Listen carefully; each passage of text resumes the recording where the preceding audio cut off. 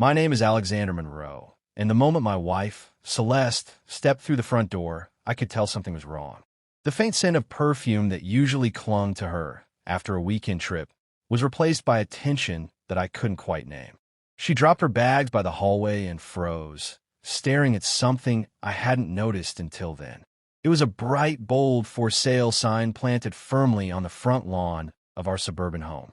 Celeste's eyes widened, her fingers gripping the strap of her suitcase until they were white. "Alexander, what?" she stammered, her voice cracking with a mix of disbelief and fear. I stepped closer, trying to gauge whether this was some kind of cruel joke or a horrifying reality. I don't know," I admitted, though I could feel my heart pounding like a drum. I just came back from the office. Maybe someone's playing a prank." But Celeste wasn't convinced. Her eyes darted toward the mailbox, where a thick envelope rested, marked in bold letters, "Confirmation of listing." She picked it up with trembling hands, and I could see the edges of the paper crumple under her grip. No, this can't be real," she whispered, her voice barely audible. "We haven't even talked about selling the house." I swallowed hard. The truth was, we had talked about it once, months ago, when our financial situation seemed uncertain. But we had dismissed it, laughed it off even, thinking we had time. Now, staring at the sign and the letter, it became clear that someone had moved faster than we ever imagined. Someone had made the decision for us. We entered the house cautiously, each step echoing in the emptiness of rooms that used to feel like our sanctuary. The living room was perfectly staged, as if we had prepared it for strangers to walk in and decide its fate. I noticed subtle changes. The curtains were slightly pulled back, furniture arranged differently, and an uneasy feeling settled in my chest. "Alexander, I called the real estate agency," Celeste said, her voice shaking. "They confirmed someone submitted the listing under our names. But we never signed anything. This has to be illegal." I ran my hands through my hair, trying to suppress the panic rising inside me. "Then we need to find out who did this immediately. Someone is impersonating us, or—" I trailed off, realizing the worst-case scenario was already in motion. Celeste sank into the couch, burying her face in her hands. "We have to protect the house. This is our life, Alexander. Our memories, our everything." I nodded, gripping her shoulders. "I'll handle it. First thing, I'll call the police, then the agency, then—" I stopped, realizing that unraveling this nightmare would be more complicated than I anticipated. The first call was to Detective Eleanor Graves, a family friend who worked in the local precinct. She arrived within the hour, her sharp eyes scanning the house as if reading the story hidden in its walls. I explained everything, from the sign on the lawn to the official-looking listing. "This is not common, but it's not unheard of either," she said, her tone calm, yet severe. "Identity theft, fraudulent sales, people do it for financial gain, for revenge, sometimes even for amusement. We'll need your documents, proof of ownership, everything." Celeste handed over the deed to the house, our marriage certificates, and our driver's licenses. Eleanor took photographs of each, noting details meticulously. "We'll trace the listing. Whoever did this will leave a digital footprint, especially if they submitted it online. I need you both to stay calm and avoid confronting anyone until we know who we're dealing with." The hours that followed were tense. The house, once filled with laughter and warmth, felt alien. Every ring of the doorbell made Celeste jump. Every car passing by our street seemed suspicious. I kept checking my phone for updates, desperate for a lead, desperate for some sense of control. By late evening, Eleanor returned with news.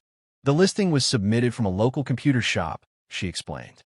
"Someone used falsified IDs to submit it, but the IP trace leads us to an address nearby." Celeste's face paled. "Nearby? You mean someone knows us?" Eleanor nodded. "Possibly. Or they wanted to make it personal. We'll need to approach cautiously." That night, sleep eluded us. Celeste sat by the window, staring at the glowing streetlights, while I tried to piece together every interaction, every visitor, every seemingly innocent neighbor. Who could have done this? And why? The next morning brought an unexpected twist. A knock at the door revealed a man in a tailored suit carrying a briefcase. He introduced himself as Vincent Hale, a representative from the agency handling the fraudulent listing. "I'm here to clarify the situation," he said smoothly, his voice carefully measured. "The listing appears to have been submitted in your names, but the person behind it is a client of ours. They claim they have the authority to sell the property." Celeste and I exchanged a bewildered glance. "Authority?" I echoed. "Who could possibly have the authority to sell our house without our consent?" Vincent's expression didn't waver. "That's what we need to find out. But we take these matters seriously.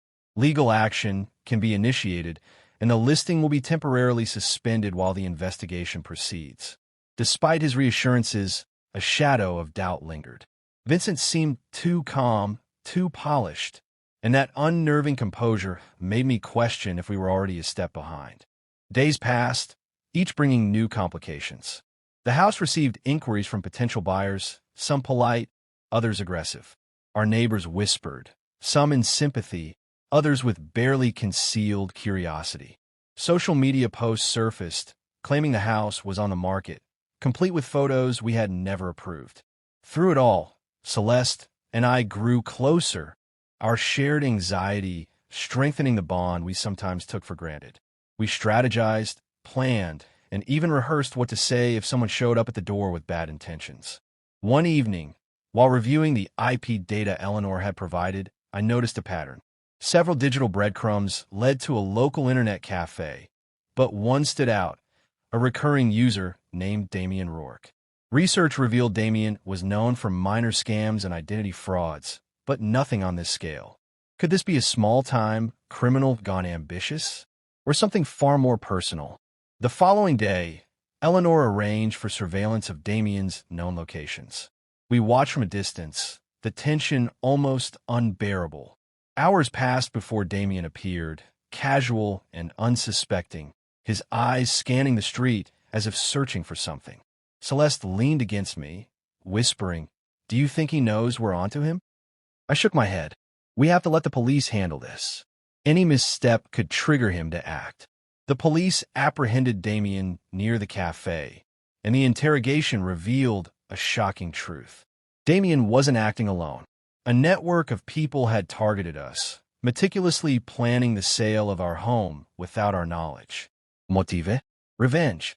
A grudge held by someone we knew, someone we had trusted. Celeste's hands trembled as the implications sank in. Who would do this to us? Eleanor exchanged a meaningful glance with me. Sometimes, the most dangerous enemies are the ones closest to home. And she was right. Damien's confession pointed to a name I never expected. Julian Hawthorne, Celeste's former colleague, someone she had trusted implicitly. The betrayal cut deep, sharper than any blade.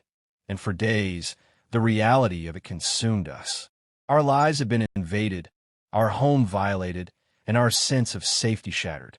But amid the chaos, a determination took root. Celeste and I were not going to let them win. Together, we would reclaim our home, protect our future, and expose every last person involved. We coordinated with Eleanor, lawyers, and cybersecurity experts, digging into the network that had dared to dismantle our lives. The process was exhausting, the stress overwhelming. Yet every day brought us closer to answers and to justice. Weeks later, with the legal team in full swing, Vincent Hale returned. But this time, his demeanor was different. There was respect now, an acknowledgement that we were not passive victims. "Mr. Monroe, Ms. Hawthorne," he said cautiously, "the listing has been fully revoked. No further inquiries will be entertained. Your home is secure." Celeste exhaled, a mixture of relief and lingering tension. Finally, some sense of normalcy. But the victory felt bittersweet. Trust had been broken, innocence lost, and the shadow of betrayal lingered in every corner of our lives. The path to healing would be long, but we faced it together, stronger for having survived the ordeal. As I watched Celeste tuck a stray strand of hair behind her ear, I realized that this ordeal, terrifying as it was, had reminded us of what truly mattered: love, partnership, and resilience. And though the memory of the for sale sign would haunt us for years, it also became a symbol, not of loss, but of survival. In the weeks following the revocation of the listing, life began to settle into a fragile routine. The house felt safer, though every creak of the floorboards and flicker of the lights reminded us that the threat had once been so close. Celeste and I worked to restore the home, reordering furniture, replacing the locks, and installing a state-of-the-art security system. Yet the scars of betrayal lingered, especially the knowledge that someone we had once trusted had orchestrated the entire ordeal. Julian Hawthorne's name haunted us both.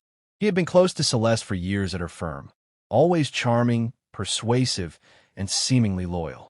But beneath that veneer lay a simmering resentment that Celeste had never detected. Julian had envied our life, our marriage, and perhaps even the ease with which we navigated our modest success. It was this envy that had driven him to orchestrate such a meticulous plan, using Damian Rourke as a pawn in his game of revenge. Eleanor had assured us that Julian would face serious consequences, but knowing he had come so close to stealing our home made the future feel uncertain. We spent evenings scanning the news, reading legal updates, and obsessively checking the house's digital security logs. Every strange email or phone call sparked anxiety, but it also strengthened our resolve to protect our sanctuary. One evening, while reviewing security footage with Celeste, a new concern emerged. A delivery van had stopped in front of the house multiple times over the past week. Each time, the driver lingered longer than necessary, scanning the property before moving on. I felt a knot tighten in my stomach.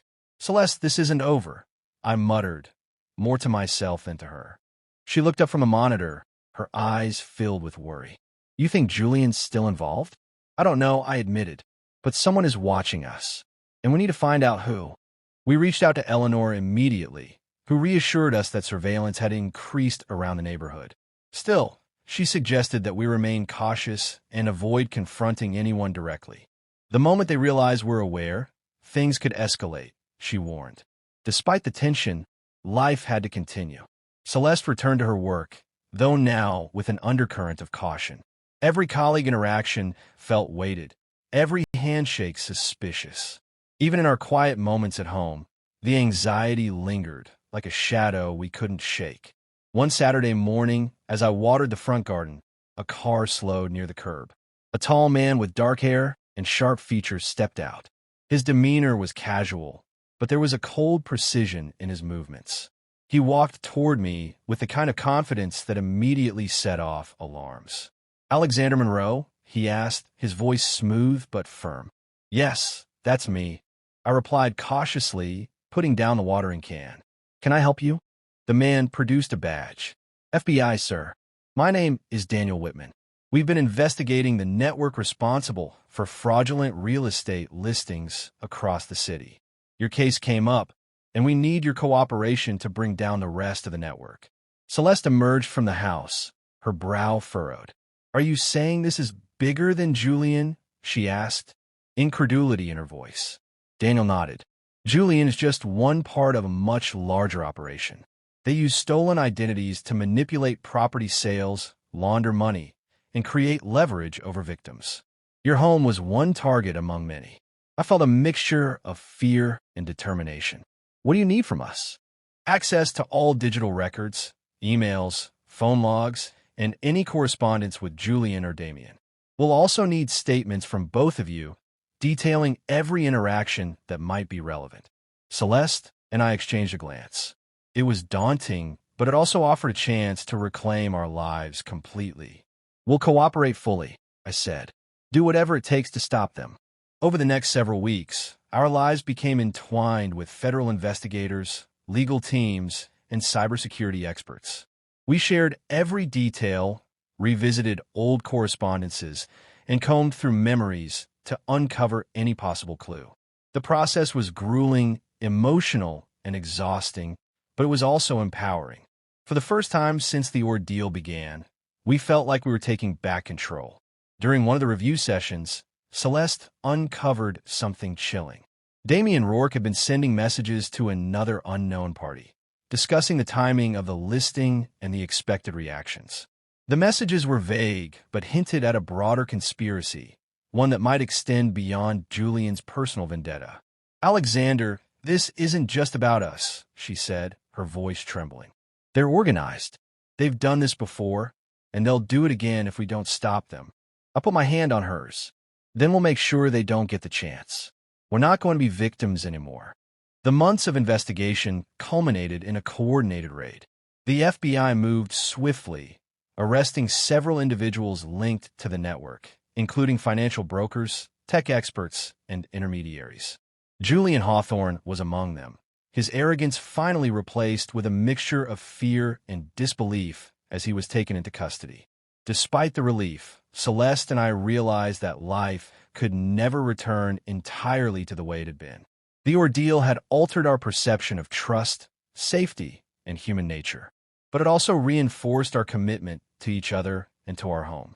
One quiet evening, after the last of the paperwork had been signed and the final legalities resolved, we sat on the porch, watching the sun dip below the horizon. The house was finally ours, and the neighborhood had returned to its normal rhythm. "I can't believe it's over," Celeste murmured, resting her head on my shoulder. "Not completely over," I replied, squeezing her hand. "But we survived. That's what matters. And from now on, we'll be stronger, smarter, and more vigilant."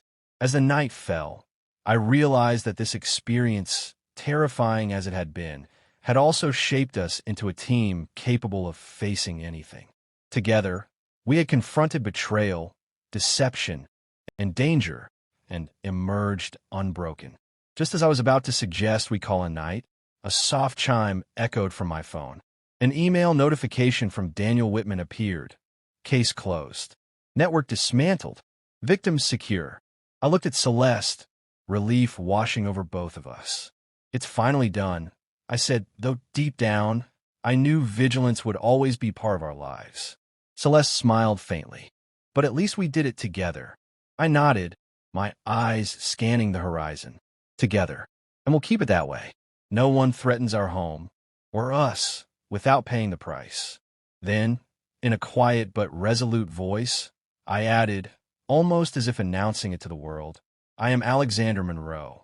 This is our home, and anyone who thinks they can take it from us will learn exactly what it means to face the consequences."